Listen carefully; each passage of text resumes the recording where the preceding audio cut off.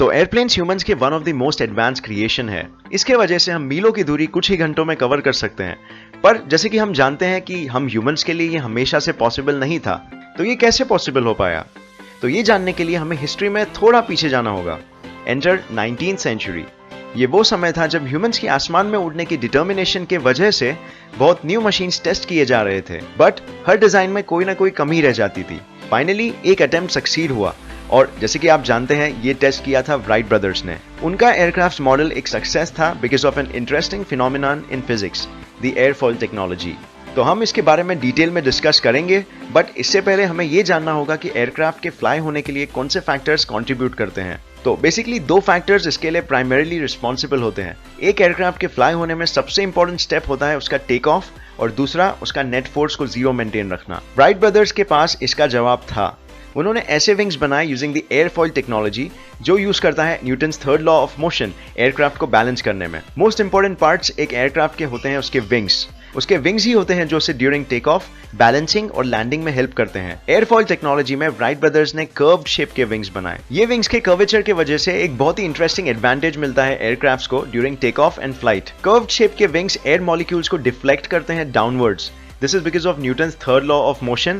Every action has an equal and opposite reaction. So, wings का downward force on air molecules देता है एक upward lift aircraft को। ये lift counter करता है gravity के downward force को और aircraft में zero net force maintain रखता है। अब क्योंकि aircraft balance रहेगा in air, तो उसको एक तरह का propulsion यानी कि forward force चाहिए, right? तो ये propulsion देते हैं propellers, जो कि लार्ज फैंस टाइप होते हैं और ये बेसिकली एयरक्राफ्ट को फॉरवर्ड एक्सेलरेशन देते हैं। तो ये था बेसिक मॉडल राइट ब्रदर्स के प्लेन का और ये सारे फैक्टर्स की वजह से उनका एयरक्राफ्ट सक्सेसफुल रहा। अब हम आज के मॉडर्न एयरक्राफ्ट की बात करते हैं तो इनका भी वर्किंग मैकेनिज्म बिल्कुल सेम ही होता है। हाउएवर इनके विंग्स बहुत एरोडायनामिकली एडवांस होते हैं और सिस्टम कंट्रोल होते हैं for various functions. So let's have a look. एक एयरक्राफ्ट को प्रॉपर्ली फ्लाई होने में जैसे हमने डिस्कस किए, सारे फोर्सेस के बैलेंस होना जरूरी है। तो जैसे ग्रेविटी और लिफ्ट फोर्स का बैलेंस होना चाहिए, वैसे ही प्रोपल्शन और उसके ऑपोजिंग फोर्स का भी बैलेंस होना चाहिए। इस ऑपोजिंग फोर्स को ड्रैग फोर्स कहते हैं। एयरक्राफ्ट के एरोडायनामिक डिजाइन इस ड्रैग फोर्स को कम से कम रखने में बहुत ही हेल्प करते हैं ताकि प्रोपल्शन एक फॉरवर्ड एक्सेलरेशन इजीली क्रिएट कर पाए। इनफ एक्सेलरेशन मिलने पे एयरक्राफ्ट टेक ऑफ कर लेता है because of the lift created from the curved wings. Modern aircraft के विंग्स एक कलेक्शन होते हैं ऑफ डिफरेंट पार्ट्स। ये पार्ट्स होते हैं फ्लैप, स्लैट्स और एलरॉन्स।